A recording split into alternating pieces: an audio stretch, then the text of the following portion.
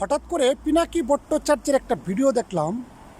বিষয়টা খুবই গুরুত্বপূর্ণ, তাই আপনাদের সাথে শেয়ার করছি। যদি আপনাদেরকে ভিডিওটা দেখাই।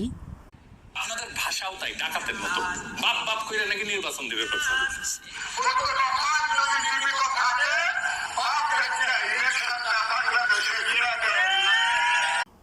প্রফেসর ইউনুস বলে বাপ ডাইকা ক্ষমতা ছাড়বে আর নির্বাচন দেবে। আচ্ছা, প্রফেসর ইউনুস কি ক্ষমতায় থাকতে চাইছে বা ক্ষমতা চাইছে, না কেউ আপনার প্রধান উপদেষ্টা হতে চাইছে? তাকে জনগণ ডেকে এনে জোর করে বসাইছে।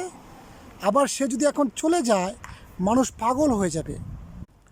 আমার তো এখন মনে হচ্ছে অনেক মানুষ রাস্তায় গড়াগড়ি দিবে এই প্রফেসর ইউনুসের জন্য, কারণ সে এই কয়দিনে দেশের জন্য যা করছে।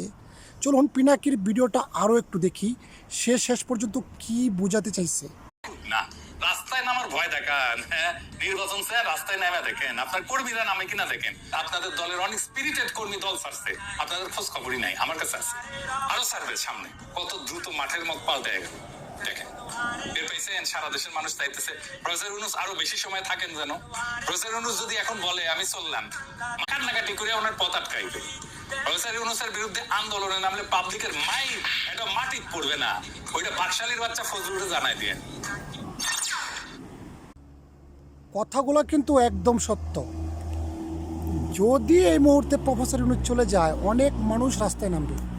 কিন্তু সবচেয়ে মজার বিষয় হলো, এরপরেও দেশে কিছু মানুষ আছে, এত কিছু করার পর কিছু মানুষ আছে যারা আপনার বিএনপিকে ক্ষমতা আনতে চাইছে। কেন?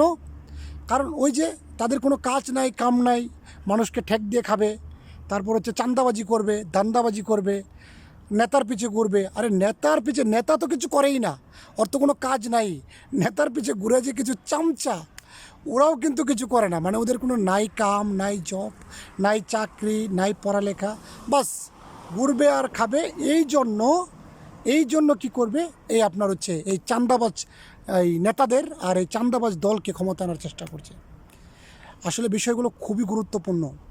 দেশের মানুষ যে কবে বুঝবে, বোঝা উচিত। যদি রাস্তায় কেউ না বের হয়, তাদের কথায় যদি, এইসব পাতি নেতার কথায় যদি মানুষ না বের হয়, তাহলে তাদের কিন্তু কোনো ভ্যালু থাকবে না।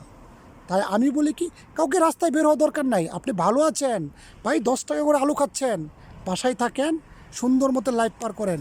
এসব নেতা পেতার পিছে না ঘুরা জীবনটা নষ্ট করেন না, কারো পিছু ঘুরেন না। ঘোরার আগে একবার চিন্তা করবেন, এই নেতার ইনকাম কি, ইনকাম সোর্স কি, ও কি দুর্নীতি করে চলে নাকি নিজের টাকায় চলে। আগে তার ইনকাম সোর্স দেখে।